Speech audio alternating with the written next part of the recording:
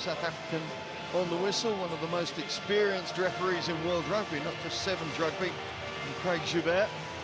Psychologically, a big turnaround then for the Canucks, for Russia. As I say, looking to build on that 19-all draw against Samoa. So very, very nearly won. Very close call yesterday for them to finish. It's now going to be Nate Hirayama to get day two underway. Back off, Red. Okay, has to scuttle back. Mr. Chef all over him, but Canada can mount the attack with Mike Filifau. Hirayama gets the call from Moonlight as the conduit to feed out to Adam Zaruba. Adam Zaruba, when he gets going, is so difficult to stop. 120 kilos on the hoof. Okay, puts in Douglas, and there is the first try. The arch try poacher, Justin Douglas, does it once again.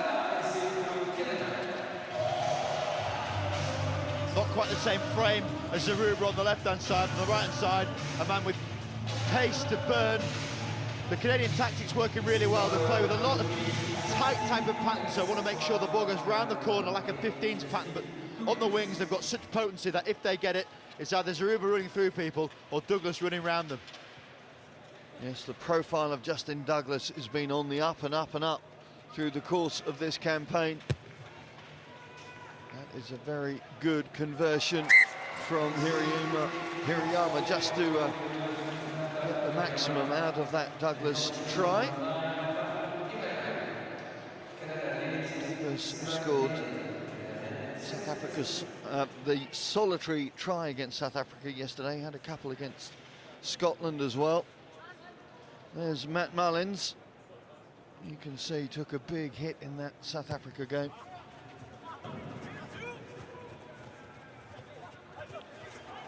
Davidoff, himself a try scorer the last time Russia ran out here.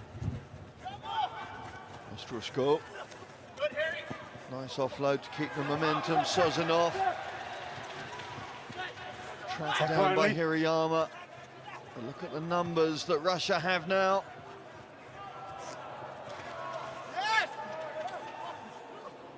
It's messy at the breakdown area, it doesn't help them.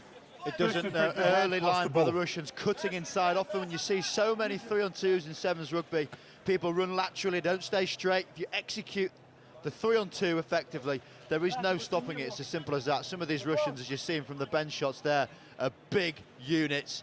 No more so than number one, the man with the ball now, Ostrushko, beats people for fun, gets his right arm out, gets the fend free. Get him involved, you'll do well. There he goes again. As Russia set up camp just outside the Canada 22. Again, the breakdown is messy. Again, it's a penalty to Russia. It was their demise a little bit yesterday. The Canadians always competitive in the breakdown, just don't choose the right time to do it. It's clearly going to be won by the Russians. Leave it, stay on your feet and keep 7 men in the defensive line. Dmitry Sukin, the scrum half, gets things going again, but, well, of all people, Vladimir Ostrushko's handling, letting his side down. So much relies on the Russian captain. Yeah. Previously he was their main weapon. Now they've got a few, the likes of Sozanov really stepping up, and Davidov, when he gets hands on the ball, is impressive. But the Russians started their day at 20-7, believe it or not. They left the hotel this morning. Been a long day for them already, and it's only 9 o'clock in the morning.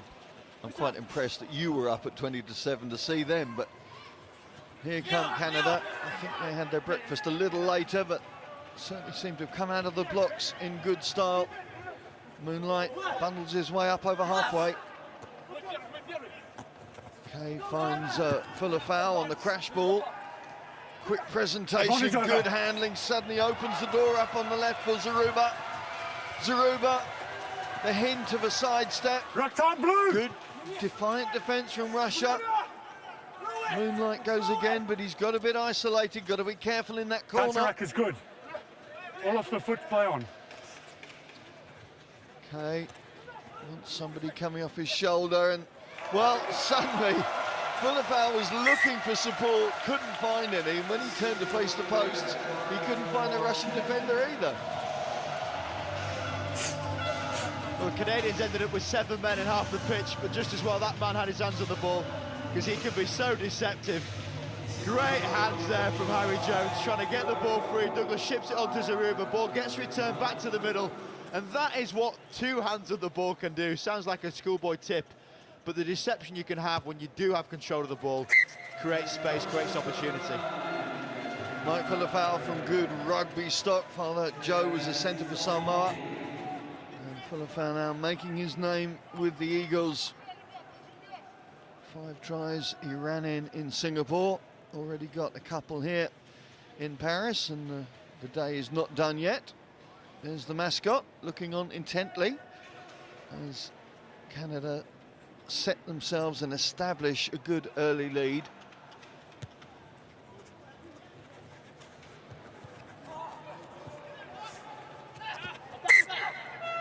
First knock by red and then back here by blue. Unfortunately, in that situation there, the restart pivotal in the game of sevens. It's all about reactions, almost like the slip catch in cricket. If you can try and get your hands to that ball, claim it, it's a huge factor in how you can keep possession and territory. Possession 9/10 of the law in sevens, no question about that. Bind.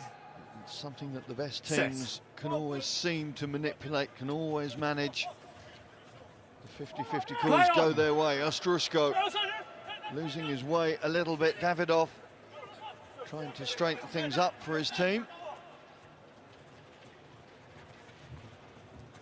Wider ball to Sozanov. Sozanov again gets through the tackle. Has that stride pattern that seems to be able to break through the embrace of opposition defenders. Turnover is good. Turnover's good. John Moonlight has got options either Never side. onside, first red player. Standing in the wrong place when you pick the ball up. Oh, I was waiting for that one, Craig Joubert on point. Whilst the breakdown was effective after Sovzanov's great break we see here, stepping and pushing Moonlight off, it was indeed that man Moonlight that gets back to the breakdown, but unfortunately finds himself, after Fullerfowl's good attempt here, getting the ball free, just coming slightly offside there, and right in that decision, Craig Joubert spotting the players not correctly positioned. So perhaps an opportunity for Russia to get on the board before half-time. The Canadian bench with plenty of impact there. Luke Bradley in there. Matt Mullins, I don't expect to see on the pitch through the course of today. Jared Douglas, Douglas the elder, Justin's elder brother. Line-out doesn't go to plan for Russia, but Ostrushko gives them some thrust into their attack. Gustyshev wrapped up, loading up entirely to the right. Davidoff has to watch the bouncing bomb pass him by. Sozanov trying to rescue operations. Forward, tackle it in the way. No. Too much of an advantage. Too far away from the mark. Too much of an advantage. You don't get. Behind. This speaks a former centre. Still, big opportunity here for Russia to get themselves going. And they're really great, a lot of experience now, this Russian team, looking at how many appearances they've had, over 200, so they do have that experience to try and execute in areas like this. Well, they don't execute properly there. The ball goes forward, the whistle goes for half-time, and Russia look at a 0 on the scoreboard. 2 tries for the Canadians, putting them into a dominant position at the break. Half-time in this trophy quarter-final. It's Canada heading things up, 14 points to 0. Smiles on the Canadian fans' faces so far. Yeah. Ellie.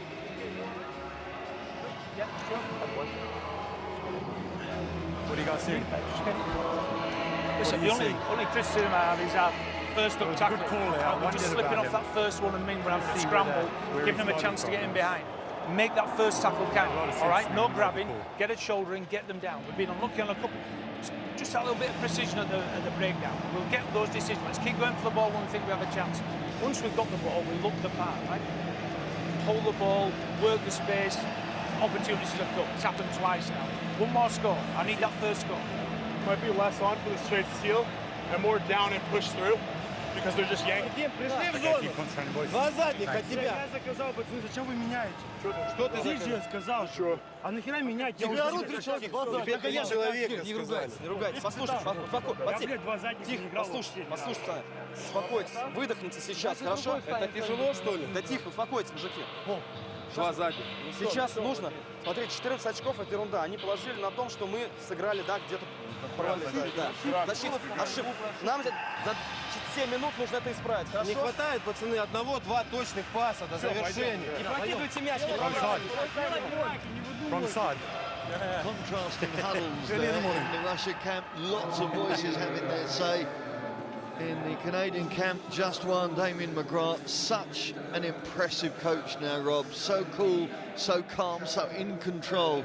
And of course, with his CV growing on the back of Paris last year, really making his mark on Canadian rugby sevens. He is indeed, and I think that's a big thing that the Canadian players are buying into as well. His leadership, his style. Whilst I can't translate the Russian dialogue at half-time, I can translate the Yorkshireman. And he was really just composed, want more with the ball. They're looking balanced, looking composed, and none other than Nate Hariyama, the man thrown up in the lineup there to dominate the restarts, the breakdowns. Don't over-compete against Russia, and you will pick them apart if you keep the ball. McGrath, one of only 3 coaches, of course, to win titles with 2 different teams. Coincidentally, all 3 coaches English. Mike Friday and Ben Ryan, of course, the other 2. Ball is out. Jones does well to release the ball there. Philippa and Moonlight combining to keep that ball alive. Referee almost getting in the way. Sorry, my bad, I'm in the way, scrum red. Running the blocking line. Sorry, apologies. Mr. Joubert. I do enjoy luck how on you, polite and respectful the game is. You know, when you look at Craig Joubert, difficult to get out the way at times, puts his hands up, say, yeah, absolutely my fault, sorry, we'll start this again, and players buy into it. Yes, not a word of criticism to be heard. Yeah, you're away from you. It's not quite as Mullins-esque here. We see a bit of an injury. But Matt Mullins, if you see the bench shot again, these head collisions can happen. Come on, Never Reece. nice to see, but it's home player there, German Davidoff winning that battle. Here we go. Makes it even worse, doesn't it, when it's your own man doing the damage? Especially when you see the volume of Davidoff's hair. I mean, you're never going to win that collision, are you? Set. Unless you splinter it. Play recommencing with Kay trying to get Justin Douglas involved in the game.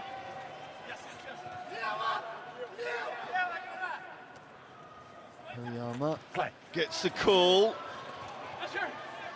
Nice running line from Canada to get themselves up over halfway. Red, he Jones, can't roll away. the The man immediate offering. cleaning man couldn't get out of him. Unplayable. You're right. Really good line there, Harry Jones. This is out and out No chance to rugby roll away, league. Damien McGrath backed with it. You put a frontline runner in, they call it the lead runner. You have an option out the back. If no one commits for that first line, then Harry Jones, as he does there, he hits the gap. He's such a good player and seldom used really in the game of sevens. You can have 2 lines of attack just as you can in 15s, and it's so difficult to defend. Did you play under McGrath at England? Would have been Joe Lydon as well, I guess, was it? He was my first coach. My debut was here at the Stade Jean-Bouin in 2005, and Damien was the coach. Good strength from Zaruba. Russia yet to really get their hands on the ball in this second half.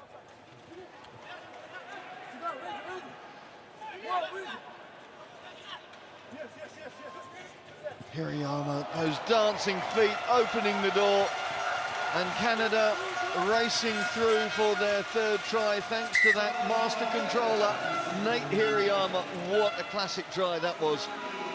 He is such a classy rugby player, isn't he? Hirayama, so composed. He gets the ball early. Once again, the same shape on the outside. When you've got someone like Zaruba running a short line outside of you, you're not just going to attract 1 man, you're going to attract 5. That bought enough time for Hirayama to throw the little deceptive ball again in 2 hands, and he eats up the space. He is so good. Canada Sevens top point scorer gets another 7. Such a threat, such a great distributor, such a great manager really of Canada's game. Yeah, be it 15s or 7s, he is mercurial. His talent is known in both forms, but one thing also to note is how much infighting this Russian team are doing. Just shouting at each other. When the chips are down, you do not need to be having to go at each other. It's about supporting each other and really making sure you get back to playing to your strengths. Yes, that half-time huddle seemed to be indicative of their state of mind at the moment. Knock on. Now they have to focus, Advantage over. reboot, reset and go again. Sorry, bum call, no advantage. Lost forward by red, going backwards. Problems for Gustashev. Thanks.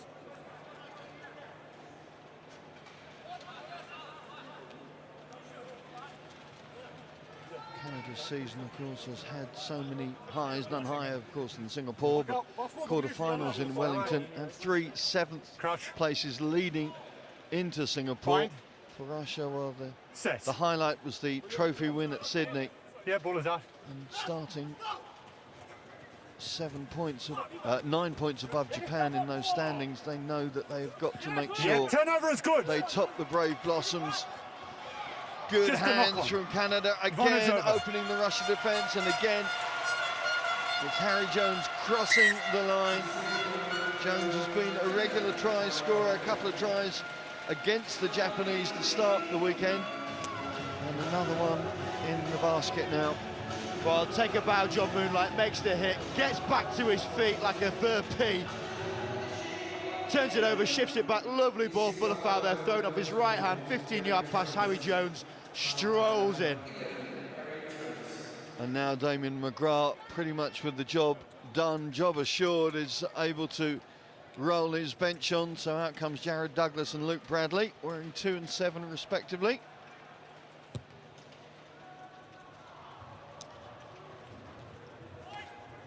You wonder about the use of the bench, the rotation of your squad, and Canada, and in a similar way the USA, the two North American sides have stuck with the same starting 7 each time. Does that impact when you get into day 2 in terms of fatigue? It does indeed, yeah. Also, the little bit of confidence from the players that are on the bench, perhaps not always getting that game time, but they know when they're on, they've got to prove a point, and that can be enough motivation for them to really impact, of which this Canadian team do very well. Bounce of the ball favours Russia this time, Unintentional scrum off the guy's head. but the played positioning in front. doesn't. Final minute of this first trophy quarter-final. I understand you didn't know. Canada who progress. It was one of the big swingers, actually, going back to substitutions. Used to be only 3 substitutes per game, whereas now 5, the whole bench, of which some players can also come on and off again. So really tactical how he can use Alexis Aruba, let him go full bore, then also bring him back on potentially. So clever how coaches manipulate those options and decisions. Well, they are effectively interchanges, aren't they? So if we talk rugby league, that's how it works in the 13-man code. Opportunity again for Canada. Moonlight not able to release Hirayama. Jones bundles the ball back. Now it's on 2-on-1, 10-metre channel, simplistic itself. And the 2 stalwarts there embracing. Hirayama gets the goods, but that was all about Moonlight. Again, just showing those experienced players counting for so much, and every pass seems to be a little bit better when it's a no-looker, doesn't it? And Moonlight gets back on his feet after making that offload, picks it up, goes to blindside, fixes the defender without needing to look, albeit kids around the world don't be taking too much note of that. Top of the game, you get away with it. Clearly entertaining the crowd. Yes, woolen socks, the order of the day today. Haven't seen the sun that we had yesterday, but they've seen some fine rugby to start day 2 off. Canada Always a pleasure. rediscovering their mojo Thank you. after yesterday's loss to South Africa. They progress from the first trophy quarter-final. Emphatic performance from Damien McGrath's side, 33-0, the final score.